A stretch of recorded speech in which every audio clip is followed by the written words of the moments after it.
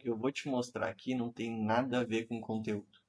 Não importa se você ensina matemática, história ou até mesmo educação física. O que importa é a forma como esse conteúdo chega no seu aluno. Quando eu falo em forma, eu estou falando especificamente de engajamento. E para falar de engajamento, eu vou usar o meio de entretenimento que mais engaja os jovens hoje: os jogos. Para te provar uma coisa: a sua sala de aula não é nada diferente de um jogo. E quando você enxergar isso, a forma como você vê as suas aulas nunca mais será a mesma. Antes de eu te explicar por que a sua sala de aula é um jogo, eu preciso te passar um dado importantíssimo. Você provavelmente já sabe, mas talvez não tenha visto. A gente vive na era do desengajamento. Apesar de parecer que está todo mundo engajado com telas, engajado em outras coisas, dentro da escola é muito diferente. E olha que interessante essa pesquisa do Brookings Institution, com 65 mil estudantes americanos, sobre engajamento. E eles viram que o engajamento ele cai desde o ensino fundamental 1 até o ensino médio, bastante. Principalmente se você pegar ali o sexto e os sétimos anos, que é quando o aluno passa do fundamental 1 para o fundamental 2. Na minha visão, isso tem uma explicação muito clara, muito objetiva, que é, no fundamental 1, a gente brinca muito, é muito lúdico as aulas, né? E o que acontece quando vai para o Fundamental 2, tirando que existe uma mudança, né, no adolescente, ele tem um crescimento ali importante, mas a gente também deixa de criar aulas mais lúdicas e parece que o aprendizado vira algo sério, né? Parece que a gente não pode aprender brincando. Isso acaba tirando o engajamento que existia antes. E você vê essa queda de engajamento do sexto, do sétimo até o ensino médio continuando. Tanto que nessa pesquisa descobriram que só 10% dos alunos realmente se sentem engajados em sala de aula. É muito pouco. É um problema que a gente vai conseguir, né, aí rebater se a gente olhar a sala de aula de uma maneira diferente, que é o objetivo dessa microaula aqui, certo? Por que a gente fala de jogo? Né? Transformar aula num jogo. A sua sala de aula já é um jogo, mas você não sabe disso ainda. Você vai aprender isso agora. A gente primeiro olha para o contexto. Então eu trago esse exemplo aqui, que é de um primo, fazendo uma pergunta para um priminho. Então ele faz a seguinte pergunta: quanto é que é 175 dividido por 25? O priminho, não sei, difícil esse cálculo. Tá, vamos mudar o contexto. Então o primo fala: quantas poções pequenas você precisa juntar 175 de escudo no Fortnite? Fortnite é um jogo, né, um jogo bem conhecido, bastante adolescente joga. E o priminho prontamente responde: 7. É o mesmo cálculo. Os dois cálculos fazem a pergunta de 175 dividido por 25. Em uma, é o contexto de sala de aula. Números que estão ali jogados. Num outro, o contexto que a criança entende, que ela usa no dia a dia. Então, o cálculo ela sabe, ela não tinha entendido o contexto. Então, a gente pode usar o jogo para pelo menos ir até o universo desses jovens, né, e usar isso a favor deles. E não tentar arrastar eles para o nosso universo, que geralmente não tem dado certo. A gente vê isso nas pesquisas de engajamento aí, certo? Além disso, o jogo é importante porque, hoje, mais de 3,5 bilhões de pessoas jogam no mundo inteiro. É quase metade da população. É muita gente. Então não adianta a gente tapar o sol com a peneira e fingir que o jogo não é nada. Né? É só entretenimento. Enfim, no Brasil, para vocês terem uma ideia, 75% da população joga. E essa pesquisa foi feita com pessoas com mais de 18 anos. Imagina se a gente pegar população menor de 18. Esse número com certeza já subiu. Eu passo em muitas salas de aulas e eu faço a pergunta: quem é que joga? Geralmente é entre 80, 90, às vezes 100% dos alunos levantam a mão. Então por que a gente não olha para isso, né? Como algo pedagógico, que a gente possa usar dentro de sala de aula? Eu vou mais longe, né? Eu vou mais longe, tá? Eu vou explicar para vocês em breve como é que a sua sala de aula ela é um jogo. Eu vou te provar isso, tá? Mas por que o jogo engaja? Acho que é importante a gente falar um pouco disso, né? Por que o jogo engaja tanto? Às vezes o aluno não consegue ficar 10 minutos numa atividade em sala de aula, mas consegue ficar ali horas dentro de um jogo. Existe uma teoria, que é a teoria da autodeterminação, que é uma teoria de motivação, certo? E ela nos diz que a gente tem três necessidades cognitivas básicas. Primeira, de autonomia, né? De que eu sinto que eu sou dono das minhas ações e as minhas ações têm um impacto, né? Elas têm um impacto ali dentro do meu universo, do meu mundo, enfim. Se a gente pegar jovens, eles não têm autonomia. Em casa, os pais dizem o que eles precisam fazer. Na escola, os professores dizem o que precisam fazer. Né? Quando eles vão no médico, dizem o que precisam fazer.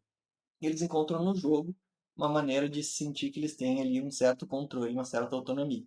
Então, esse é o primeiro ponto. Segundo ponto, competência.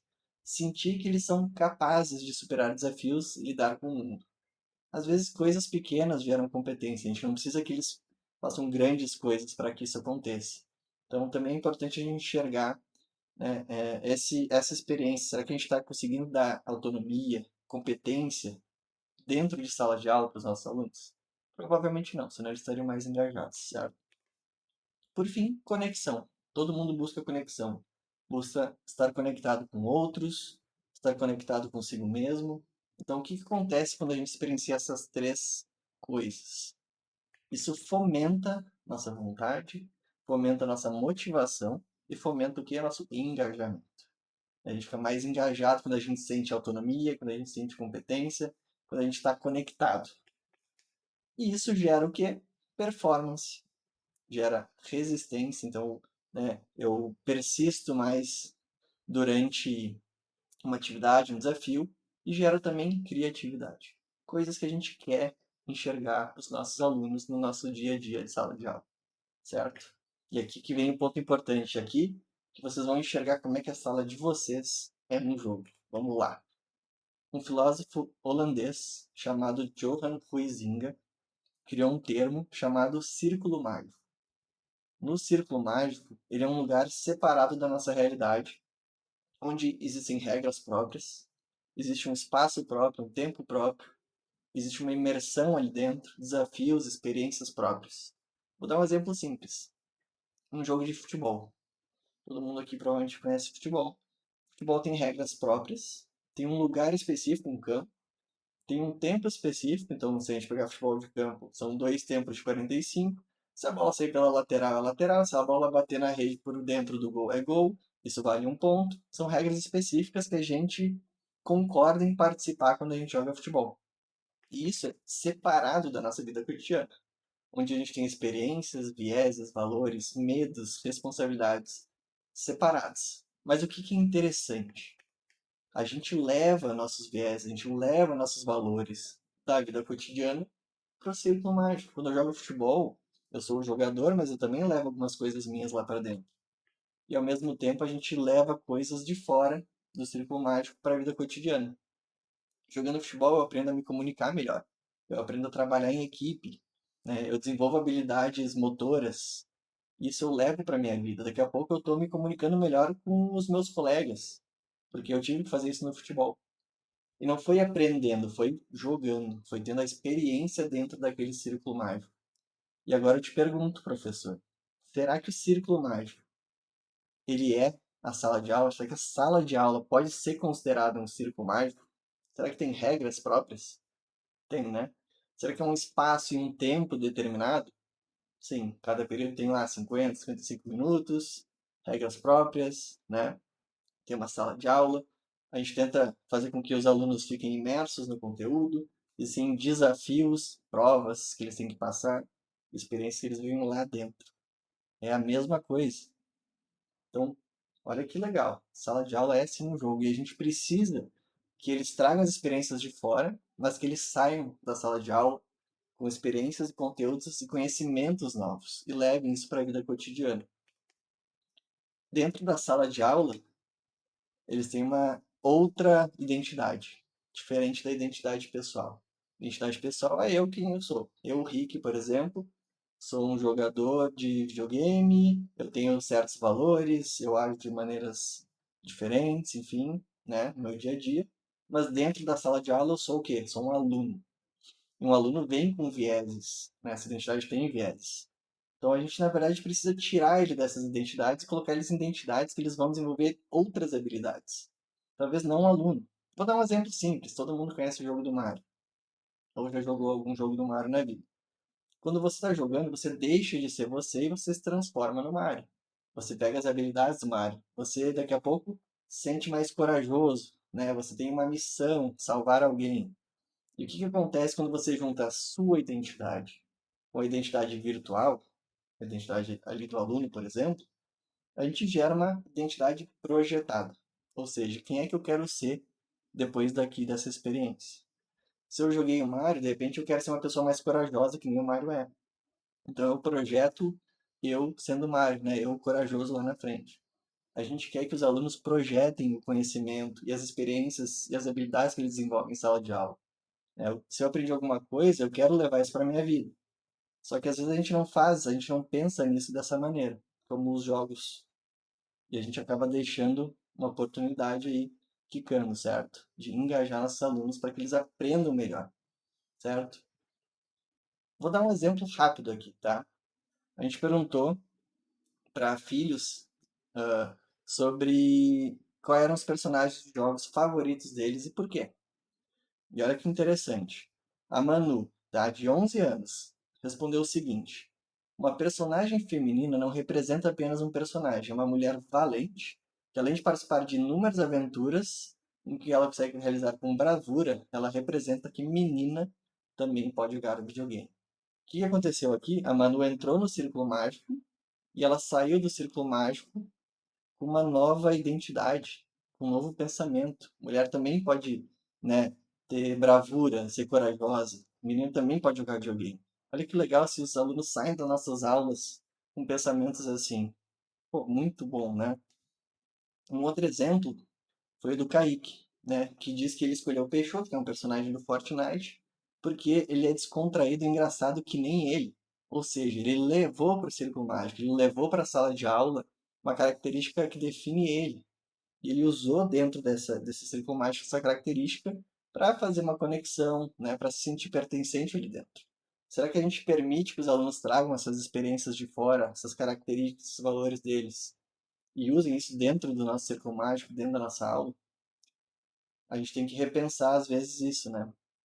Então, olha que legal. Círculo mágico, jogo, sala de aula. Tudo a mesma coisa. O que a gente não faz é criar experiências pensando nisso, porque a gente não sabe, a gente não entendeu que a sala de aula é um jogo. Então, agora que você sabe, você está pronto para criar experiências que façam sentido e que engajem os seus alunos de fato em sala de aula. Se o que você acabou de ver mudou alguma coisa na forma como você enxerga a sua sala de aula, você está pronto para criar experiências que vão engajar de verdade os seus estudantes. A nossa formação tem 5 módulos e cada um foi pensado para te transformar em designer de experiências de aprendizagem. Você vai começar olhando para dentro, entendendo quem você é como educador. Depois, vai descobrir os perfis motivacionais dos seus alunos para customizar suas aulas e fisgar diferentes tipos de estudantes. No terceiro módulo, você olha para o seu currículo e aprende a construir uma narrativa poderosa. No quarto, você passa a enxergar o período letivo inteiro como um jogo, com progressão, com curva de interesse e com muita intenção.